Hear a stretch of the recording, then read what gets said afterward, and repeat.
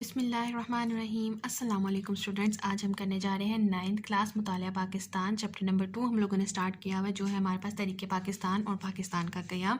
और हम लोगों ने स्टार्ट किया हुआ है अयूब खान इरा, और उसी के आगे हम लोग फर्दर पॉइंट्स रीड आउट कर रहे हैं, उसी के दौर की हम लोग चीज़ें जो है वो साथ साथ करें। और आज हम लोग डिस्कस करने जा रहे हैं 6th पार्ट, और आज का हमारे पास टॉपिक है इकोनॉमिक डेवलपमेंट, माशी तरक्की। और इंशाल्लाह बहुत जल्द ये चैप्टर हमारे पास कंप्लीट होने वाला है। सिर्फ 3 to 4 टॉपिक्स जो है वो हमारे पास रह गए। चैप्टर थोड़ा सा लेंथी है और उतना ही इंपॉर्टेंट है। इसको जितना ज़्यादा डिटेल के साथ हम लोग तैयार करेंगे, उतने ज़्यादा हम लोग अपने जो है बोर्ड एग्जाम्स में मैक्सिमम मार्क्स गेन कर सकते हैं। और इंशाल्लाह फिर जल्द से जल्द जो है 3rd और 4th चैप्टर की तरफ मूव करेंगे और वो जल्द से कवर कर लेंगे। इस चैप्टर पे फोकस देना ज़्यादा ज़रूरी है क्योंकि ये बहुत ज़्यादा इंपॉर्टेंट है, और आप लोगों ने देखा पेपर पैटर्न में और पेयरिंग स्कीम में इसकी वेटेज जो है वो बहुत ज़्यादा है। तो चलिए स्टार्ट करते हैं विदाउट टाइम को वेस्ट किए आज का अपना लेक्चर माशी तरक्की। और लेक्चर स्टार्ट करने से पहले आप सबसे सिर्फ एक रिक्वेस्ट है, काइंडली प्लीज़ चैनल को सब्सक्राइब कीजिए, वीडियो को ज़रूर लाइक कीजिए और आगे ज़्यादा से ज़्यादा शेयर कीजिए। पेज नंबर है आप लोगों के पास 48 मुतालिया पाकिस्तान, बाब नंबर 2 तहरीक पाकिस्तान और पाकिस्तान का क़याम।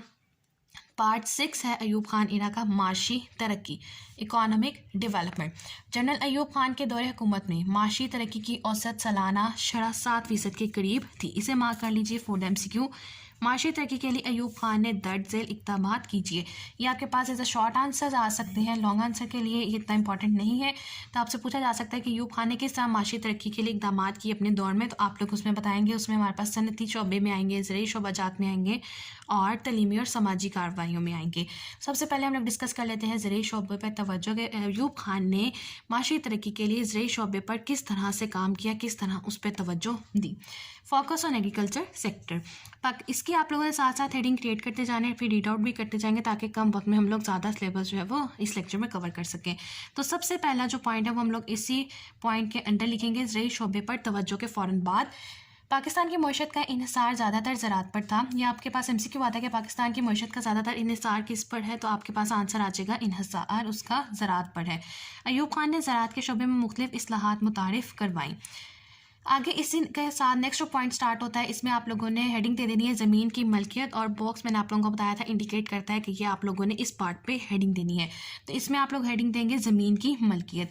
उन्होंने बड़े जागीरदारों के लिए ज़मीन की मलकियत की हद मुकर्रर की, मज़ाराओं और हाड़ियों में ज़मीन तकसीम की, ज़्यादा पैदावार देने वाले बीज मंगवाकर किसानों में तकसीम किए।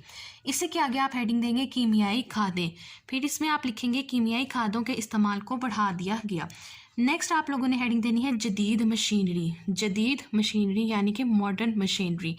जदीद मशीनरी, ज़राअत के शोबे में ट्रैक्टर, हार्वेस्टर और थ्रेशर को मुतारिफ़ करवाया। बस ये इतना सा पार्ट आप लोगों के पास आ जाएगा जदीद मशीनरी में। इसके आप लोगों ने आगे हेडिंग देनी है कर्ज़ों का इजरा, और इसमें आप लिखेंगे आसान शराइत पर ज़रूरी कर्ज़ों का इजरा किया ताकि गरीब किसान नई मशीनरी, खादें और बीज खरीद सके। फिर नेक्स्ट आ जाता है हमारे पास आबपाशी का निज़ाम। इस पर आप लोग हेडिंग देंगे आबपाशी का निज़ाम, और इसमें लिखेंगे आबपाशी के निज़ाम में बेहतरी के लिए कई नहरें, डैम और बैराज बनाए। इसके अलावा ट्यूबवेल भी लगाए गए ताकि काश्तकारी के लिए पानी मैसर हो सके। नेक्स्ट आ जाता है हमारे पास सनती शोबे पर तवज्जो। तो ज़राई शोबे में हम लोगों ने कौन कौन सी हेडिंग दी। सबसे पहले आप लोगों ने हेडिंग देनी ज़राई शोबे पर तवज्जो, उसमें आप लोगों ने ये फर्स्ट लाइन लिखनी। सेकंड आ जाती है ज़मीन की मलकियत। नंबर 3 कीमियाई खादें, जदीद मशीनरी, कर्ज़ों का इजरा, आबपाशी का निज़ाम। नेक्स्ट आ जाते हैं सनती शोबे पर तवज्जो, फोकस ऑन इंडस्ट्रियल सेक्टर। इस पे आप लोगों ने सबसे पहले लाइन लिखनी है 1958 में अयूब खान ने मार्शल लॉ के नफाज के बाद नई सनती पॉलिसी का ऐलान किया।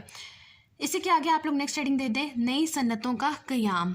नई सन्नतों का क़याम, मुल्क में नई सनतों का क़याम अमल में लाया गया जिससे अवाम को रोज़गार मिला। सनती बरामदात में इजाफा हुआ, छोटी सनतों को तरक्की दी गई, सनतकारों को टैक्सों और खामाल के दरामदात पर छूट दी गई, टेक्निकल ट्रेनिंग का इंतज़ाम किया गया। इसी के आगे आप लोग हेडिंग देंगे इन्वेस्टमेंट प्रमोशन ब्यूरो। IPB इसकी जो है वो हमारे पास एब्रीवेशन है, और इस पर आप लोगों ने हेडिंग देनी है इन्वेस्टमेंट प्रमोशन ब्यूरो IPB।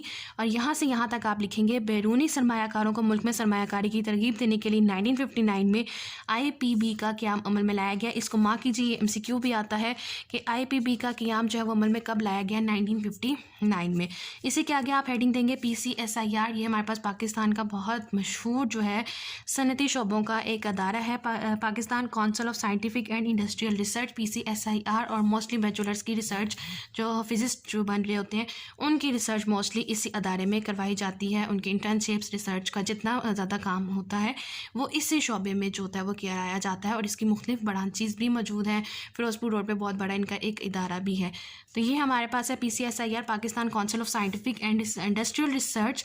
इस पे आपने यही हेडिंग देनी है और इस पे आप लिखेंगे सनती शोबों की मदद के लिए साइंसी तहकीक में इजाफे के लिए Pakistan council of scientific and industrial research का क़याम अमल में लाया गया।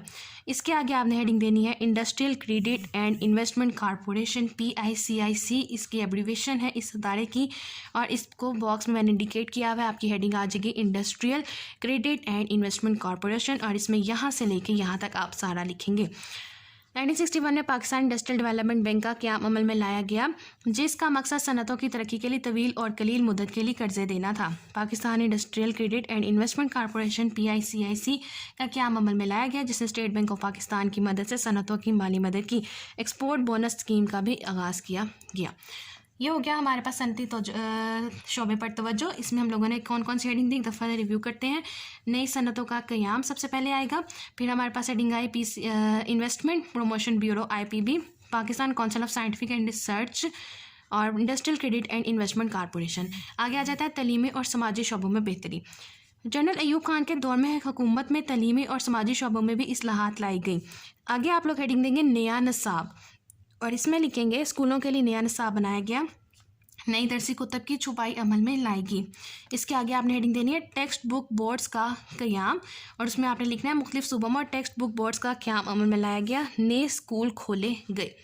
इसके आगे आपके पास हेडिंग आ जाएगी नए स्कूल और नए कॉलेज और यूनिवर्सिटियों का क़याम और इसमें आपने लिखना है यहाँ से यहाँ तक जो मैंने ब्रैकेट लगाई हुई है, मुल्क के में नए कॉलेजों और यूनिवर्सिटियों का क़याम अमल में लाया गया। फिर नेक्स्ट आ जाता है हमारे पास, इसी के आगे आपने हेडिंग देनी फैमिली प्लानिंग का प्रोग्राम मुतारिफ, फैमिली प्लानिंग का प्रोग्राम मुतारिफ। इसमें आप लिखेंगे समाजी शोबे की तरक्की के लिए आबादी में इजाफे की कंट्रोल करने के लिए फैमिली प्लानिंग प्रोग्राम मुतारिफ करवाया गया। जनरल अयूब खान के दौरे हुकूमत में मुल्क की तरक्की में इजाफा हुआ और आज भी माशी तरक्की के लिहाज से अयूब खान का दौर मसाली दौर समझा जाता है। तो ये एक इंपॉर्टेंट MCQ हुआ है कि माशी तरक्की के लिहाज से किसका दौर मसाली समझा जाता है, तो आप लोगों के पास उसका आंसर आ जाता है अयूब खान। तो ये हो गया हमारे पास माशी तरक्की का topic. Economic development Ayub Khan के दौर में किस तरह से हुई, उसने क्या क्या इकदाम किए, कितनी परसेंटेज पे हुई थी, ये आप लोगों ने इसमें सारा डिस्कस कर लिया। आगे आ जाते हैं हम लोग जनरल अयूब खान के दौर के 5 साल तरक्याती मंसूबे और ये आपके पास जो है बहुत इंपॉर्टेंट टॉपिक है, ये आप लोगों ने किसी सूरत चॉइस पे छोड़ना नहीं है। बहुत इंपॉर्टेंट टॉपिक है MCQs के लिए और ये आपके पास शॉर्ट और लॉन्ग दोनों के लिए इम्पॉर्टेंट है। जनरल अयूब खान के दौर के 5 साल तरक्याती मंसूबे 5 year development plans of Ayub Khan's era. General Ayub Khan के दौरे हुकूमत में दूसरा और तीसरा 5 साल तरक्याती मंसूबा मुतारिफ कराए गए और सबसे पहले हमारे पास आया था दूसरा 5 साल तरक्याती मंसूबा और ये हमारे पास चला था 1960 से लेकर 1965 तक। दूसरे 5 साल मंसूबे के मकासद और हदफ को पूरा करने के लिए 23 अरब रुपए का तखमीनिया लगाया गया था, यानी कि उन्हें 23 अरब रुपए का जो है वो बजट दिया गया था कि आप लोगों ने इतने बजट के अंदर जो है वो दूसरा 5 साल तरक्याती मंसूबा जो है आप लोग रेडी करेंगे। इस 5 साल तरक्याती मंसूबे के बड़े बड़े मकासद और इनके अहदाफ में कौमी आमदनी और फ़ी कस आमदनी में इजाफा करना, लोगों के लिए रोज़गार के मौके फराहम करना, ज़रूरी पैदावार और बड़ी और औसत दर्जे की सनतों की पैदावारी सलाहियत में इजाफा करना, घरेलू और छोटी सनतों की पैदावार को बढ़ाना और बरामदात में इजाफा करना वगैरह शामिल था। नेक्स्ट आ जाती है, इस पर आप लोग हेडिंग देंगे अहमियत यानी कि significance and importance of the second 5 year plan और यानी कि दूसरा 5 साल तरक्याती मंसूबे की अहमियत क्या थी, उसमें आप लिखेंगे दूसरा 5 साल तरक्याती मंसूबा खासी कामयाबी से हमकनार हुआ, बल्कि कई शोबे में तो तरक्की मुकर्ररा हदफ से भी बढ़ गई। पाकिस्तान की माशी मनसूबाबंदी में दूसरे 5 साल मंसूबे को खास अहमियत हासिल है। इस मंसूबे की कामयाबी से मज़ीद हौसला अफजाई हुई जो मुस्तकबिल की मनसूबाबंदी में महमूद और मुआवन साबित हुई। तो ये हमारे पास आ जाती है इसकी अहमियत। नेक्स्ट आ जाता है हमारे पास जो सेकंड प्लान था वो था तीसरा 5 साल मंसूबा जो हमारे पास आया 1965 से 1970 तक और इसमें क्या है कि दूसरे 5 साला मनसूबे की कामयाबी के बाद तीसरा 5 साला मनसूबा तैयार किया गया।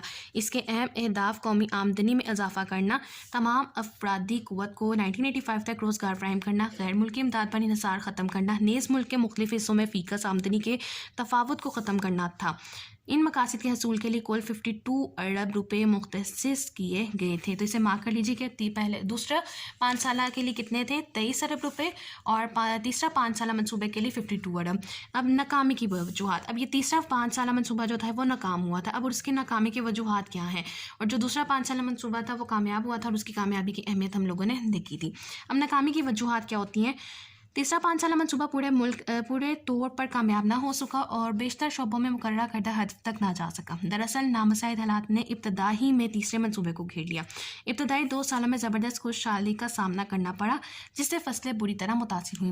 1965 की पाक भारत जंग की वजह से दवाई अखराजात बढ़ गए, जिसकी वजह से तरक्याती अखराजात के लिए मौजूदा वसाइल में कमी पैदा हो गई, ज़राई तरक्की में कमी हुई। और जो लास्ट पर लिखा हुआ ये हमारे पास इसका हासिल कलाम है, ये मैंने हेडिंग दे दी है, आगे ली है क्योंकि वहाँ पर जगह नहीं थी, मैंने यहाँ पे हेडिंग लिख दी है मुख्तसरन, यानी कि इन शॉर्ट कंक्लूड कर रहे हैं कि तीसरे 5 साल मनसूबा को सही मानों में हकीकी वसाइल और बेहतर हालात मैसर ना आ सके जो माशी तरक्की के प्रोग्राम के लिए दरकार थे। तो ये था हमारे पास आज का लेक्चर, जिसमें हम लोगों ने अयूब खान ईरा को मुकम्मल तौर पर ख़त्म कर लिया है और उसके हम लोगों ने टोटल 7 पॉइंट्स डिस्कस किए थे। और सबसे पहले हमारे पास उसके अहम असबाब आए थे, बेसिक डेमोक्रेसीज आई थी, मुस्लिम फैमिली लॉज आए थे, प्रेसिडेंशियल इलेक्शन जिसमें हम लोगों ने पढ़े, पाक भारत जंग देखी, और आज हम लोगों ने इकोनॉमिक डेवलपमेंट और 5 ईयर प्लान्स देखे। और इससे पहले अगर आप लोगों ने लेक्चर्स नहीं देखे तो आप लोग नीचे प्ले लिस्ट का जो लिंक है वो दिया है, उस पर क्लिक करके आप लोग लेक्चर्स ले सकते हो। तो ये था हमारे पास आज का लेक्चर, जिसमें हम लोगों ने इकोनॉमिक डेवलपमेंट डिस्कस की, किस तरह से डेवलपमेंट इकोनॉमी आई, माशी में तरक्की किस तरह से अयूब खान के दौर में हुई, और जिसमें हम लोगों ने एग्रीकल्चर सेक्टर को देखा, इंडस्ट्रियल और एजुकेशनल सेक्टर और सोशल सेक्टर का भी बिल्कुल शॉर्टली डिस्कस किया। और फिर 5 ईयर डेवलपमेंट प्लान्स डिस्कस किए, जिसमें हम लोगों ने देखा कि सेकंड 5 ईयर प्लान जो था वो कामयाब हुआ था और उसकी अहमियत पड़ी, और जो तीसरा 5 साल मनसूबा था वो नाकाम हुआ और उसकी नाकामी की वजूहत को डिस्कस किया। तो मुझे उम्मीद है स्टूडेंट्स कि आप लोगों को आज का लेक्चर समझ आया होगा। इनकेस कोई क्वेश्चन है, क्वारी है, या अभी भी कोई आप लोगों को बात समझ में नहीं आई या कोई पॉइंट कहीं से स्किप हो गया हो, तो आप लोग मुझसे पूछ सकते हैं। और लास्ट में मेरी आपसे सिर्फ रिक्वेस्ट है, काइंडली प्लीज़ चैनल को सब्सक्राइब कीजिए, वीडियो को जरूर लाइक कीजिए और ज़्यादा से ज़्यादा शेयर कीजिए, ताकि वो जो 1000 सब्सक्राइबर्स का टारगेट है हमारे पास वो जल्द से जल्द पूरा हो सके। Thank you.